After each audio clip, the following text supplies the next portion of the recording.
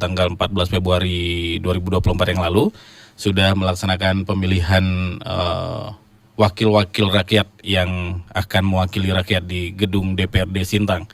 Nah, bagaimana kemudian para wajah-wajah baru dan wajah lama ini kemudian bisa mewakili aspirasi dari masyarakat. Sudah kami hadirkan 2 narasumber di studio kami hari ini. Ada mewakili dari perbatasan, di mana yang perwakilannya paling banyak ini ada Pak Murjani. Selamat pagi Pak Murjani. Selamat pagi. Ya, sehat Pak ya? Sehat. Berangkat dari mana tadi Pak? Dari kebetulan beberapa hari ini kita tidak bisa pergi kemana-mana karena kondisi di perbatasan ada sekitar 3-4 hari kemarin jalannya putus. Jadi banjir ya? Untuk wilayah Ketungau Hulu ke Balai Karangan. Jadi distribusi barang ya terganggu. Jadi kita pun puji Tuhan, alhamdulillah kemarin sudah mulai bisa dilewati. Udah bisa dilewati lagi ya sekarang. Hanya memang perlu perbaikan lah. Iya. Jalan yang tergenang beberapa hari itu. Termasuk inilah nanti aspirasi yang mau disampaikan kepada wakil-wakil ini ya. Nah, sebelum ke sana berarti biasanya lewat kalau ke Sintang lewatnya dari Balai Karangan atau kalau mobil kita tidak bisa untuk saat ini masih ragu lah untuk lewat bawah. Biasa kita sebutnya lewat bawah. Dari Sintang ini sampai ke Pintas Keladan. Tapi kalau saat ini kalau menggunakan kendaraan roda 4 ya kita ya dengan terpaksa ya harus lewat Balai Karangan. Memang harus lewat Balai Karangan ya. Iya. Oke, dan yang kedua di hari ini saya ajak juga dari akademisi lah. Ada Pak Imam Masruri. Selamat pagi, Pak. Selamat pagi. Ya, ini beberapa kali ngobrol-ngobrol juga di sini sebenarnya Pak Imam ya. Ya, rutin. Rutin ya. Nanti kita juga membahas bagaimana, karena tidak hanya dari Ketungau ini para wakil kita ini, tetapi juga secara umumnya kita juga pengen melihat lah atau pengen tahu juga pandangan dari akademis ini bagaimana melihat wajah baru kepemimpinan di Sintang dalam hal ini legislatifnya. Nah, data saya menunjukkan bahwa ada 19 wajah baru ini yang menjadi Dewan Sintang. Ada 21 wajah lama, 19 wajah baru. Ini sebenarnya juga bisa menjadi bisa menjadi harapan baru. Mungkin kemarin masih ada yang kecewa-kecewa dengan kinerja DPRD yang lama. Kemudian ada 19 wajah baru.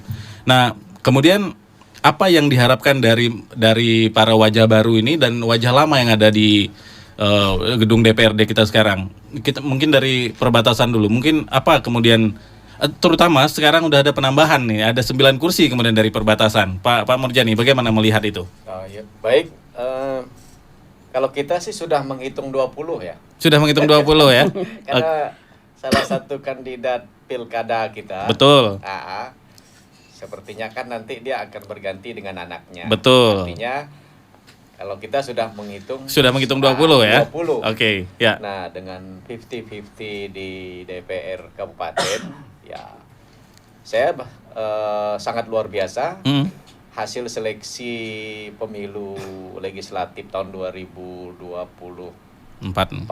yang sudah dilaksanakan kemarin itu bisa memunculkan orang-orang baru, pas kebetulan lebih banyak anak muda. Betul. Nah, itu yang menjadi sesuatu kegembiraan bagi kita. Nah, untuk yang lama, ya saya harap juga mereka pasti juga akan lebih profesional karena hitungannya kan separuh baru, separuh lama, ya mau tidak mau pasti ada nuansa barunya yang akan menjadi ikutan dalam kompetisi kontestasi di DPR, di gedung DPR kita. Mungkin banyak lah yang bisa dilakukan oleh mereka. Khusus untuk kami di perbatasan, ya kita terima kasih kepada Dapil Serawai Ambalau menyumbangkan 1 kursi dari 8 menjadi 9. Nah, artinya harapan besar masyarakat di perbatasan itu kepada legislatif yang 9 ini bisa lebih baik lah berbuat. Artinya bukan yang lama tidak, tapi saya rasa yang lama itu sudah cukup optimal juga berbuat.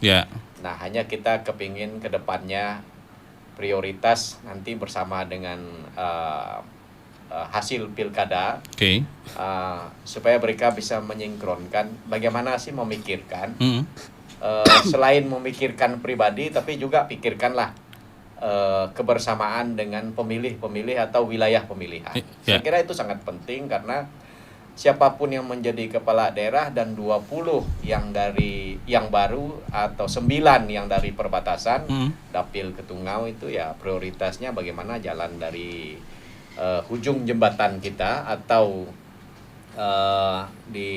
dari Kecamatan Binjai sampai ke Pintas Keladan itu bisa terrealisasi dengan baik. Setidak-tidaknya ya di periode ini mungkin Pak Jarod tidak bisa menyelesaikannya. Saya kira nanti bersama dengan DPR Provinsi dan DPR Pusat bisa bekerja sama melakukan mungkin ya sebuah komunikasi yang baik supaya kami tidak lagi mutar dari Balai Karangan. Sangat kepingin menggunakan ban plat di jalan yang hitam menggunakan Sigra. Itu kan lebih enak itu. Saya tidak sebutkan pamannya kayak bukan Avanza lagi deh, Pak. Avanza. Karena saya lihat gitu. Tren terbaru itu di kita perbatasan itu kalau dulu lihat mobil susah. Paling punya perusahaan. Kalau sekarang setiap desa itu sudah punya Sigra. Rata-rata itu ya 2-3 buah per desa. Artinya ini sudah menjadi kendaraan yang tidak mahal. Terjangkau lah oleh masyarakat. Ya ini berkat juga iklim investasi yang ada di pemerintah Kabupaten Sintang.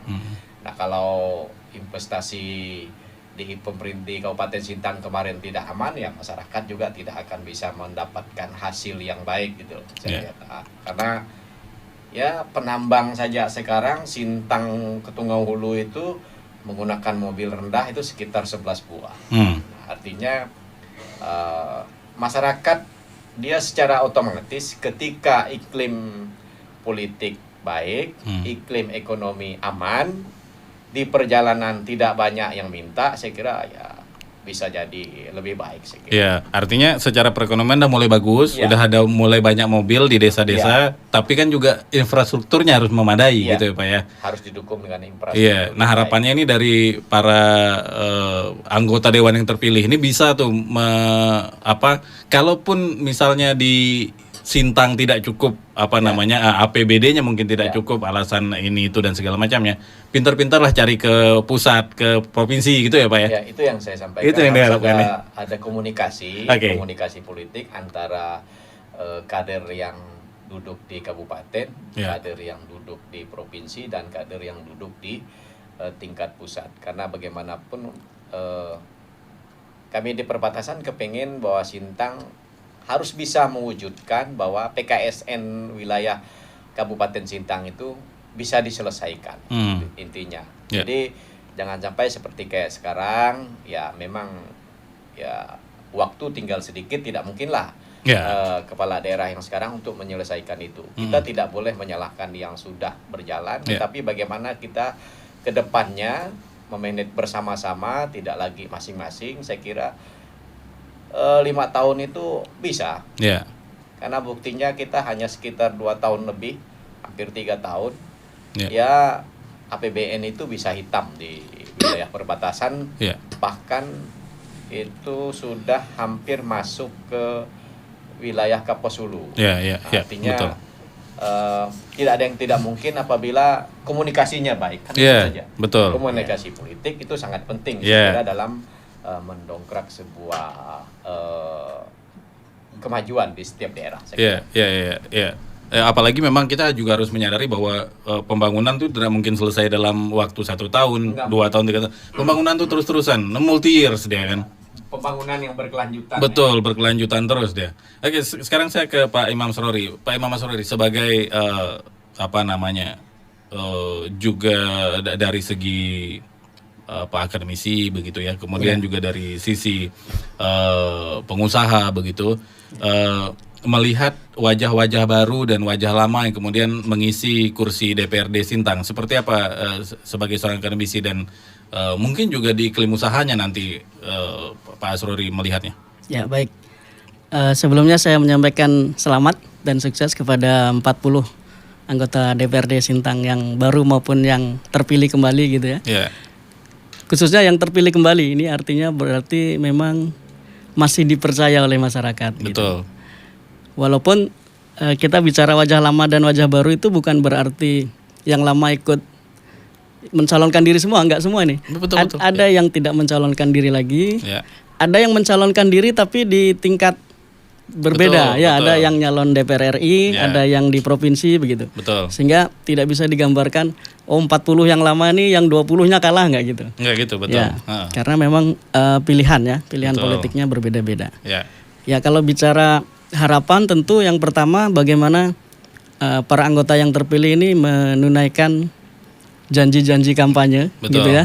Janji-janji kampanye yang digaungkan, disampaikan selama masa kampanye itu bagaimana dirumuskan supaya bisa disesuaikan dengan tugas-tugas dan wewenang sebagai anggota DPR. Karena walaupun mungkin janji kampanyenya banyak tapi harus sesuai dengan aturan yang ada gitu ya. Betul. Cara penyampaiannya. Ya, tentu juga apa saja wewenang, apa saja fungsi dewan itu juga harus diketahui. Jadi untuk yang lama mungkin akan lebih mudah karena sudah punya pengalaman.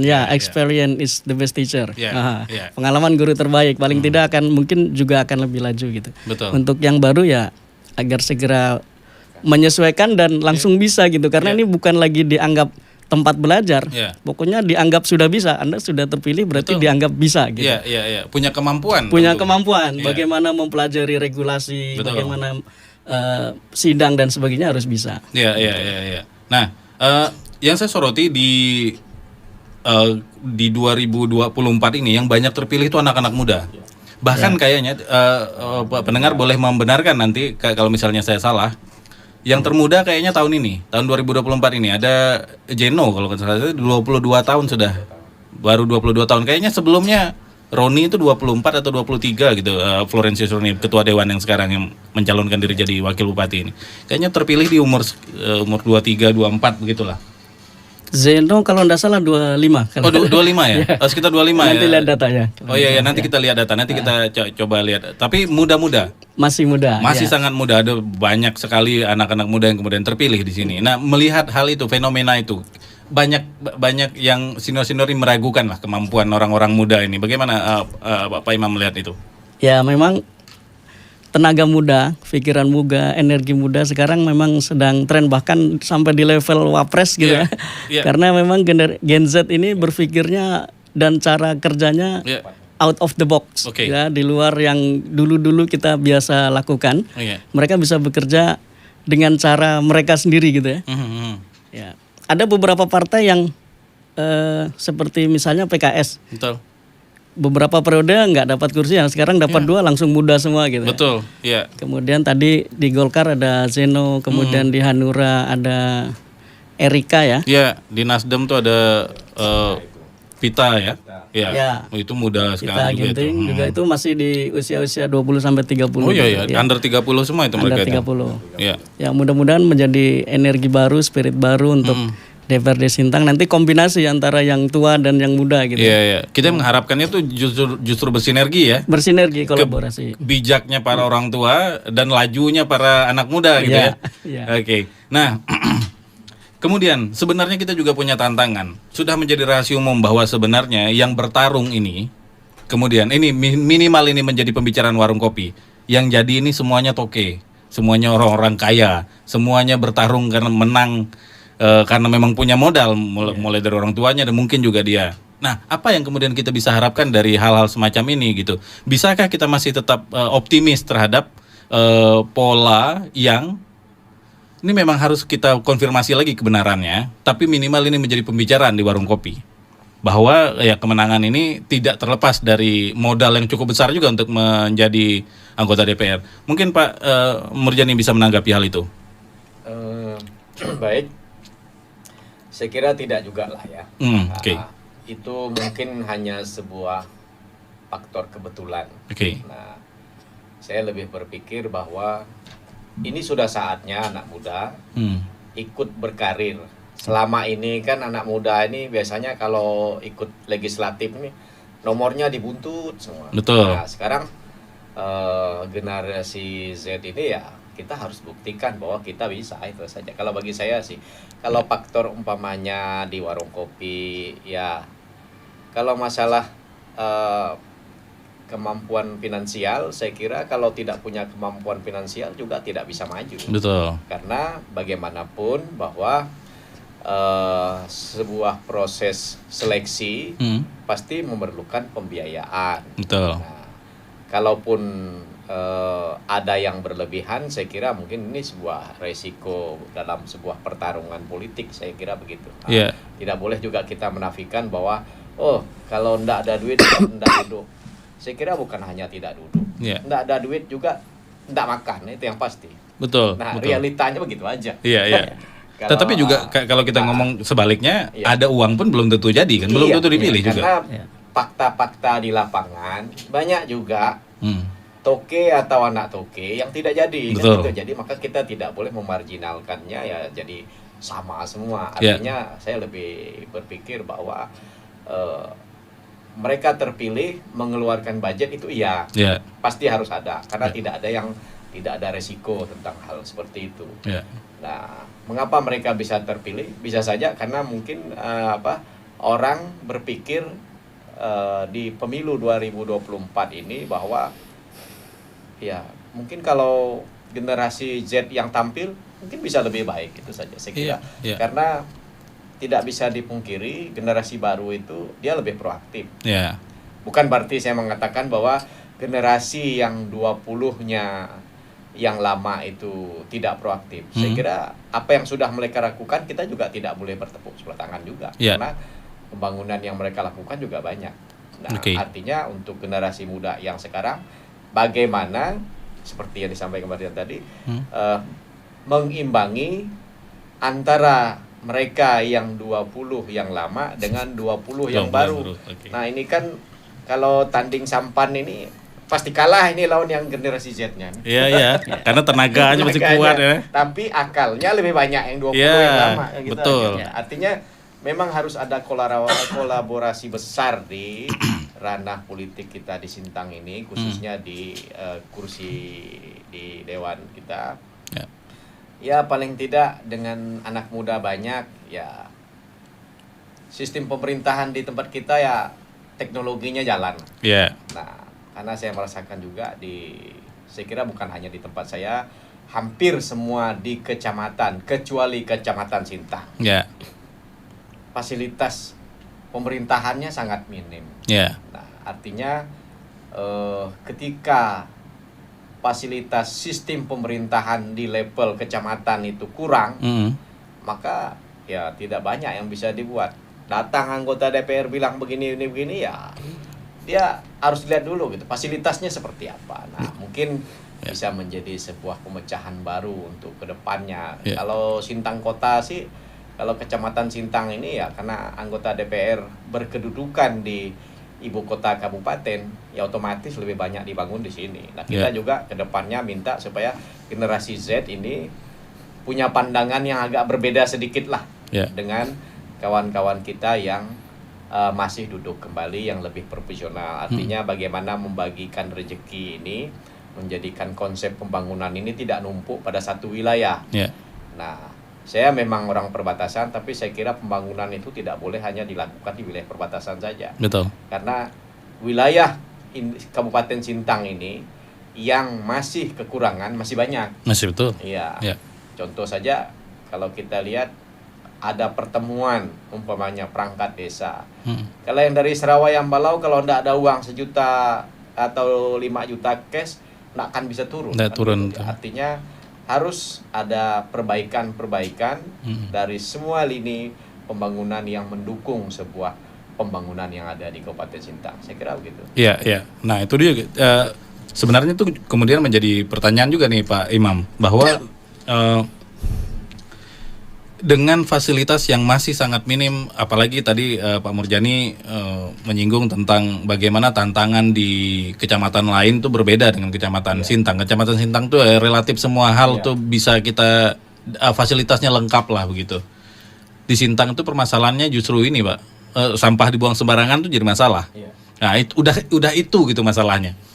Kalau di kampung sampah itu udah bukan jadi masalah, karena masalah lebih besarnya ada lagi ya, jalan rusak dan segala macam. Nah, tantangan yang kemudian tadi saya singgung di depan bahwa pembiayaan untuk para anggota dewan untuk menjadi anggota dewan lagi itu cukup besar.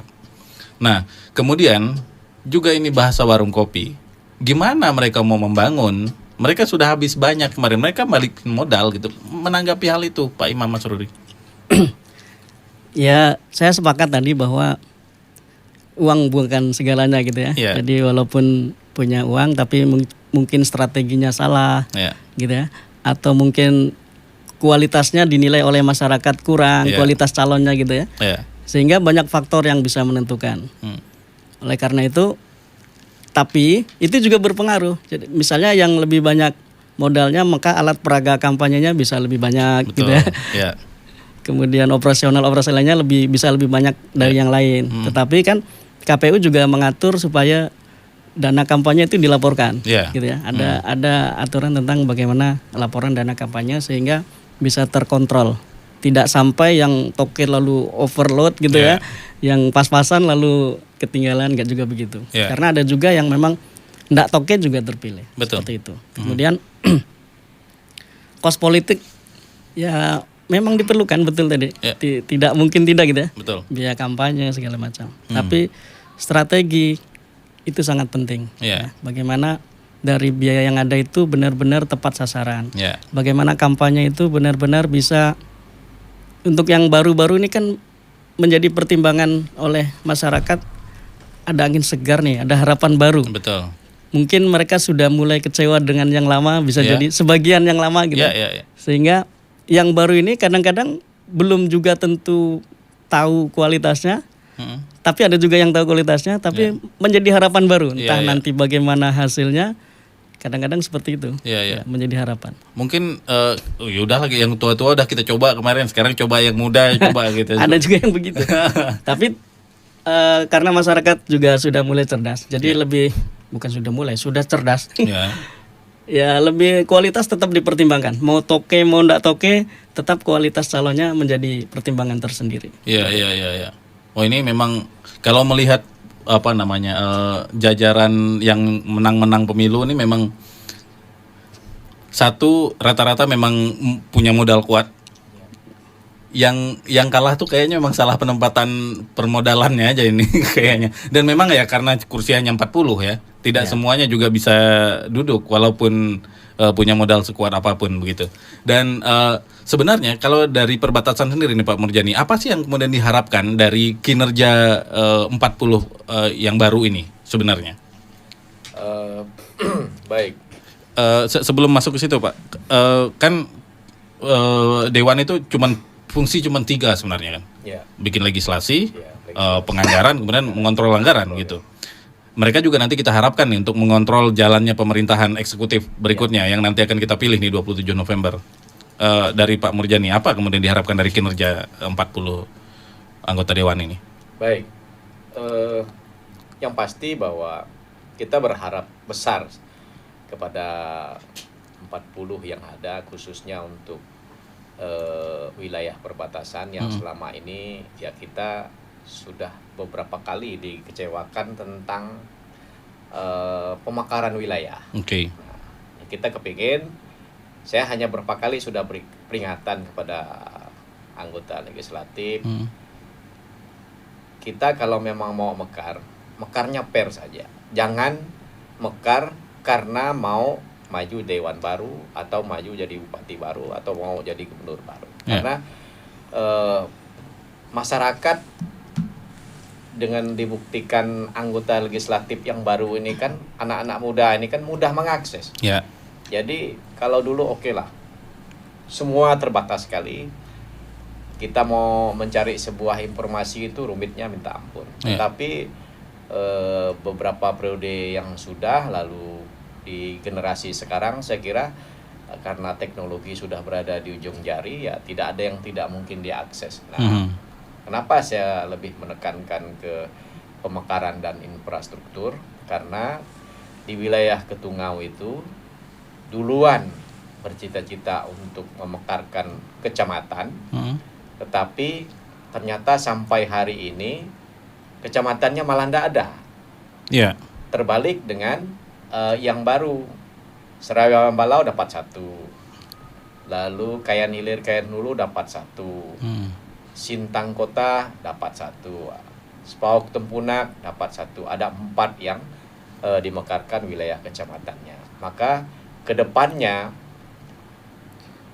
kalau memang masih berpikir mau mekarkan kecamatan di Ketungau, ya silahkan. Tapi jangan digabung nomor perdanya dengan kecamatan lain. Yeah. Jadi kalau Ketungau Hulu mau mekar, dia pakai nomor perda sendiri. Yeah. Ketungau Tengah mau mekar, dia pakai nomor perda sendiri. Ketungau Hilir dia mau mekar pakai nomor perda sendiri. Ataupun kecamatan lainnya. Mengapa? Karena wilayah kecamatan yang ada apabila dimekarkan dan berada berbatasan langsung dengan kabupaten lain, rumit ngurusnya. Yeah. Nah, secara kebetulan Ketungau Hulu selama ini itu sudah 2 kali pemekaran kecamatan tidak pernah berhasil karena digugurkan dalam nomor perda. Okay. Ketika nomor perda gugur, ya otomatis isinya habis semua gitu dia. Okay. Nah, kita sudah berapa kali nyampaikan bahwa kedepannya kalau masih mau mekarkan, kita masih mau bantu. Tetapi kita minta supaya nomor perdanya dipisahkan dari kecamatan lain. Yeah. Tidak lagi umpamanya kayak kemarin Ketungau Hulu, Ketungau Tengah, Ketungau Hilir gabung jadi 1. Karena ada 1 pemekaran di wilayah Ketungau Tengah itu yang berbatasan langsung dengan Kapuas Hulu. Yeah. Dan perbatasannya sampai sekarang mungkin masih ada yang belum selesai. Kita tidak tahu. Tapi di Kecamatan Ketungau Hulu, wilayah yang dimekarkan itu berada di wilayah Kabupaten Sintang. Yeah. Jadi tidak ada permasalahan tentang batas. Yeah. Nah, kalaulah kemarin dipisahkan, maka 5 sebenarnya kecamatan yang bisa kemarin. Artinya Ketungau Hulu akan pecah menjadi 2. Yeah. Nah, rentang wilayah kita saya kira sudah tidak bisa ditawar. Artinya generasi yang baru, 40 anggota dewan harus juga konsentrasi di infrastruktur dan wilayah-wilayah yang perlu dimekarkan. Yeah. Mungkin kalau desa kita sudah terlalu banyak, saya kira mungkin yang harus dikerjakan ke depannya melanjutkan pemekaran kecamatan dan mempersiapkan pemekaran wilayah kabupaten baru. Betul. Saya tidak sebut wilayahnya di mana, tetapi kawan-kawan di legislatif dan eksekutif mungkin bisa mengonsepnya. Sintang ini idealnya berapa, kan gitu dia. Artinya supaya tidak lagi bahwa pembangunan ini dengan 300 lebih desa itu saya kira sudah tidak efisien. Betul. Nah, artinya bahwa kedepannya di periodisasi yang 5 tahun ke depan dengan bupati yang baru, saya sangat berharap bahwa ada pemekaran kecamatan. Betul. Dan pemekaran wilayah kabupaten. Yeah. Kalau desa saya masih kurang setuju lah karena memang desa banyak kita juga sudah lah. banyak. Yeah. Artinya biarkanlah itu nanti di kabupaten yang baru. Okay. Saya kira itu mungkin yang perlu dikerjakan. Bukan berarti yang lain tidak penting. Yeah. Tetapi untuk menunjang itu semua memang harus ada perubahan-perubahan. Lalu yang ketiga itu sistem pelayanan di pemerintah kecamatan. Oke. Nah, saya sangat merasakan sendiri kayaknya di Kecamatan Ketungau Hulu, Kecamatan Serawai Ambalau itu kurang lebih pemerintah hanya memberikan fasilitas kantornya canggih, kantornya isinya 0. Kan itu yang jadi permasalahan. Bukan pegawainya, tetapi isi kantornya. Kalaulah isi kantornya kertas putih saja susah nyarinya, ini kan repot. Artinya bahwa desa diberikan budgeting yang tinggi, 1 miliar lebih, tapi setahu saya pemerintah kecamatan di Kabupaten Sintang ini hanya diberikan 800-an juta. Kalau Kecamatan Sintang enggak apa-apa. Karena ada 40 itu pasti bangun Sintang. Bangun Sintang semua. Itu dia. Karena di kaki tangganya, Pak. Tetapi kawan-kawan yang duduk dari wilayah dapilnya masing-masing, saya lihat ya mungkin persentasenya kecil gitu lah. Jadi sekarang rubah umpamanya ya 30% untuk nambah rezeki berkompetisi berikutnya.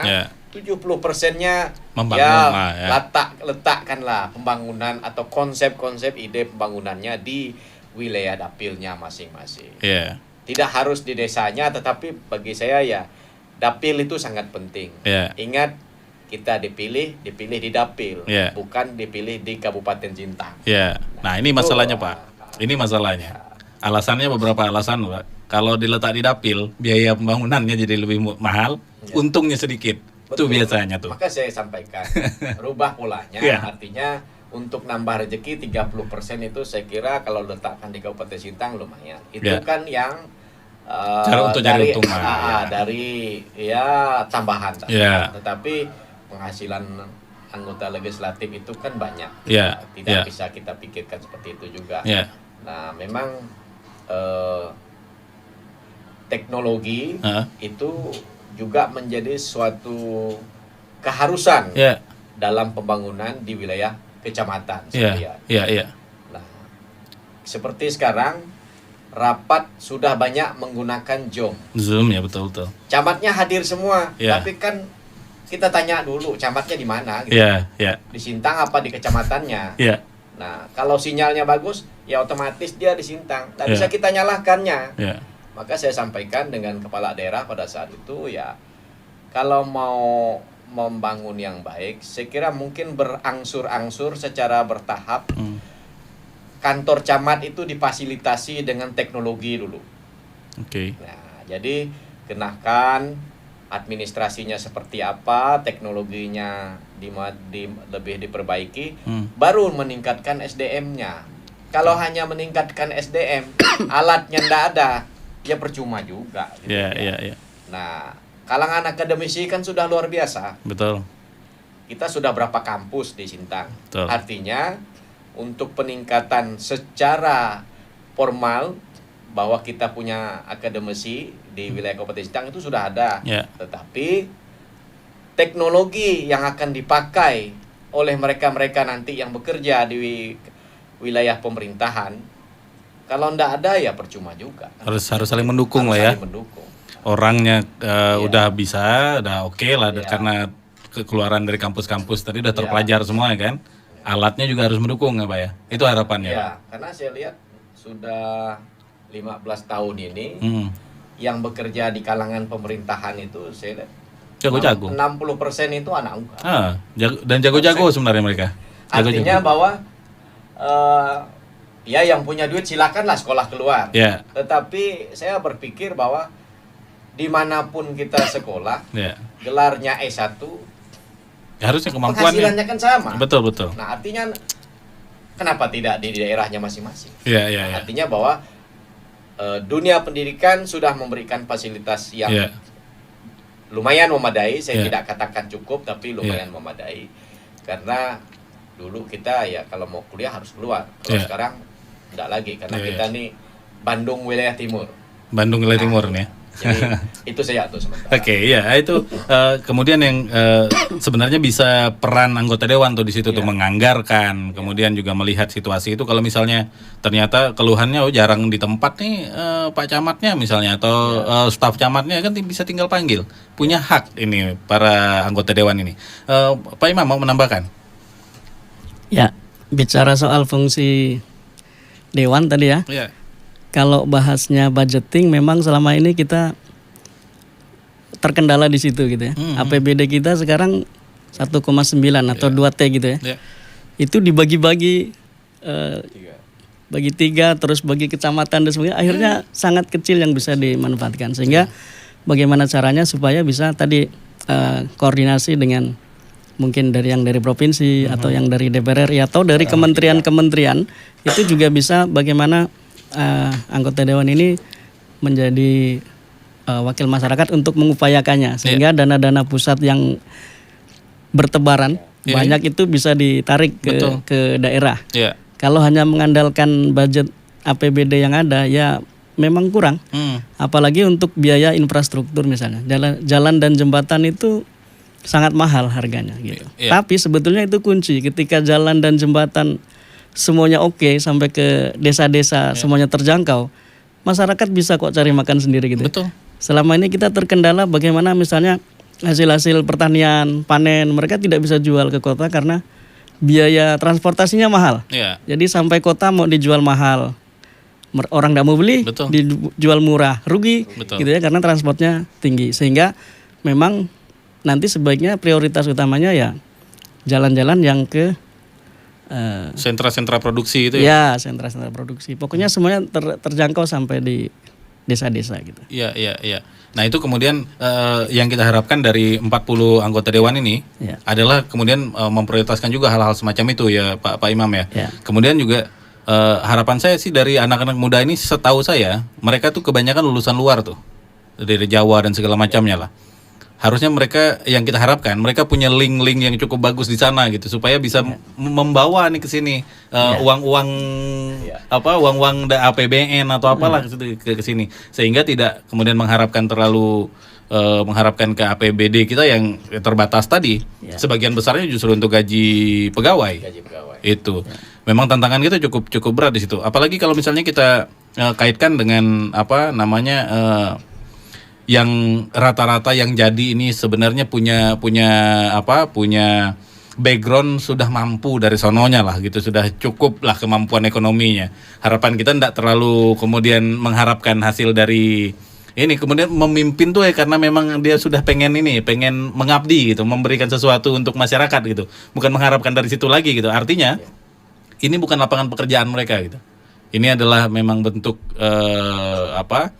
pelayanan mereka kepada masyarakat gitu. Melihat hal itu, adakah harapan-harapan ke sana? Oh, kalian kan udah cukup lah secara ekonomi gitu. Pak Murjani mungkin nanti saya juga ke Pak Imam. Baik, saya kira ada itu. Tidak bisa dipungkiri bahwa mereka pasti punya relasi kan. Dan lagi, saya yakin 20 generasi Z itu ke depannya masih bisa diadu, dan saya lihat kompetisinya bagus. Artinya mereka punya potensi yang sangat luar biasa. Kalaupun tidak masuk lagi, itu yang disampaikan oleh Mas Imam ya, mungkin ada strategi yang bermasalah. Dengan tidak mengecilkan mereka yang 20 yang sudah senior. Saya kira saya lebih tertarik, bukan tidak tertarik yang seniornya, tapi junior nih saya lihat kiprahnya mereka yang pengen kita lihat nih ya. Bukan junior sembarangan. Artinya mereka punya kemampuan, dan saya yakin mereka bisa berbuat dan bisa menerima. Mungkin yang membuat mereka nanti agak kaku karena kita jangan lupa semua keputusan itu berada di tangan partai. Jadi tidak berada di tangan mereka murni. Artinya komunikasi politik antar anggota legislatif, antar partai dan lembaga pemerintahan atau eksekutif, saya kira sangat perlu. Nah, berjenjang ini juga penting juga. Artinya 40 yang di sini dengan yang di provinsi, dengan yang di DPR RI, itu harus ada kerjasama yang baik supaya kita tidak lagi lah tertinggal seperti yang sudah. Kenapa saya katakan tertinggal? Karena cerminnya dekat sekali ini. Kabupaten Sintang dengan Kapuas Hulu ini kalau kita buka cerminnya, aduh, jauh. Luar biasa. Jauh. Nah, jauh. Artinya di bidang infrastruktur. Betul. Nah, untuk infrastruktur kita jauh. Artinya kita tidak perlu malu bahwa kalau memang kita kurang di infrastruktur, ya saat inilah kami yakin anak muda bisa berbuat, orang tua bisa membimbing, itu saja. Artinya kombinasi lah. Anda terpilih, Anda maju, yes, Anda bisa, itu saja. Oke. Pak Imam mau menambahkan? Menambahkan yang tadi, selain infrastruktur memang kebutuhan dasar lainnya seperti sinyal tadi ya. Telekomunikasi itu juga masih banyak yang tidak ada. Kemudian air bersih juga tidak kalah penting. Di kampung-kampung itu harusnya di kampung kan air bersihnya banyak, ternyata juga sebagian kekurangan. Air galon. Malah sudah pakai air galon. Ini juga kadang-kadang miris kalau di kota mungkin gitu ya. Yeah, tapi di kampung-kampung juga kekurangan air bersih. Miris sekali ya. Di kampung pakai air galon itu miris sekali. Kemudian listrik. Ini juga belum semua desa teraliri listrik. Padahal kebutuhan dasar sekali. Kebutuhan dasar sekali. Gitu. Kalau itu semua kebutuhan dasar terpenuhi, ya berarti tadi saya katakan masyarakat bisa cari makan sendiri gitu. Akan lebih mudah lah. Karena dengan zaman sekarang ini mati lampu otomatis drop HP. Drop HP otomatis nggak bisa komunikasi gitu. Kalau zaman dulu kayaknya biasa-biasa saja. Tapi zaman sekarang gangguan sinyal sebentar aja. Itu udah masalah besar itu. Masalah besar. Banyak aktivitas usaha swasta perkantoran yang tidak bisa dilakukan. Pelayanan di kantor-kantor juga nggak bisa dilakukan ya kan? Ya, sehingga itu menjadi hal penting yang harus diprioritaskan. Jangan hanya tadi dikatakan menumpuk pembangunannya di Kecamatan Sintang. Padahal fungsi pembagian dapil kan sebetulnya untuk itu. Sudah jelas ada. Sudah jelas dibagi dapil-dapil walaupun setelah terpilih dia menjadi dewannya sekabupaten. Tapi harusnya prioritas itu tetap di dapilnya masing-masing. Terlepas tadi dikatakan biaya operasionalnya tinggi segala macam, kan sudah ada perbubnya. Hitungan untuk misalnya Ketungo Hulu berapa sih harga pasir misalnya gitu ya. Jadi sebetulnya harusnya bisa gitu. HPS-nya ya. HPS. Ya, nah kan makanya para anggota dewan ini kan ya selain dia menjadi anggota dewan untuk Kabupaten Sintang, dia mewakili dapil, bahkan dibekali dengan dana aspirasi untuk membangun dapilnya. Harusnya itu memang harapan kita memang betul-betul dimanfaatkan untuk membangun dapilnya, Pak Imam ya. Iya, betul. Ya. Oke, kita berada di penghujung kebersamaan kita. Sedikit lagi kebersamaan kita. Mungkin ada pesan-pesan Pak dari Pak Murjani, kemudian nanti ditutup oleh Pak Imam Asrori kepada para anggota dewan yang jadi ini untuk Sintang dan untuk dapilnya, pesan-pesannya. Terima kasih. Pendek saja bagi saya. Anda sudah dipilih, siapapun orangnya, berapapun pembiayaannya, Anda bisa. Itu saja. Oke, terima kasih Pak Murjani. Pak Imam. Ya, harapannya untuk yang lama dengan evaluasi pengalaman periode lalu, mudah-mudahan ke depan punya trik-trik baru, punya cara-cara baru untuk meningkatkan fungsi-fungsi pengawasan, meningkatkan bagaimana mengatur budgeting, bagaimana lagi kemudian membuat perda-perda gitu ya. Saya selama ini sudah mengusulkan juga bagaimana membuat perda Perusda, perusahaan daerah aneka usaha gitu ya. Tapi sampai saat ini belum gitu. Kalau di Pontianak atau di Kalimantan Barat itu kan ada Perusda aneka usaha. Jadi tidak hanya PDAM, PDAM saja yang selama ini ada, tapi bagaimana Perusda ini nanti bisa mengayomi atau bisa memfasilitasi pembelian atau dari panen-panen masyarakat bisa menampung seperti itu ya. Atau memfasilitasi penjualan ekspor impor seperti itu. Kalau yang di provinsi sudah bisa seperti itu. Ya, hal-hal semacam itu yang kemudian bisa diharapkan dari kinerja para anggota dewan ini, buatkanlah perda tentang itu ya Pak Imam ya. Semoga pembicaraan kita hari ini didengar oleh para anggota dewan yang nanti tanggal 9 September itu dilantik, sah itu sudah mulai kerja, dan semoga juga harapan-harapan dari kemarin, janji-janji politiknya dan segala macamnya bisa ditunaikan lah kemudian di periode menjabatnya ini. Dan semoga punya hubungan baik juga nanti dengan dengan pemerintahan yang baru, bupati yang baru, sehingga jalannya lancar nih pembangunan di Sintang. Harapan kita bersama itulah ya Pak ya. Harus itu. Komunikasi. Komunikasi yang baik antara anggota dewan, kemudian eksekutifnya juga punya komunikasi yang baik dengan para anggota dewannya, sehingga pembangunan di Sintang yang kemudian kita harapkan menjadi tujuan utamanya. Dan demikian aspirasi pagi hari ini. Saya Dian Benuda mengucapkan terima kasih atas kebersamaan Anda. Sampai jumpa.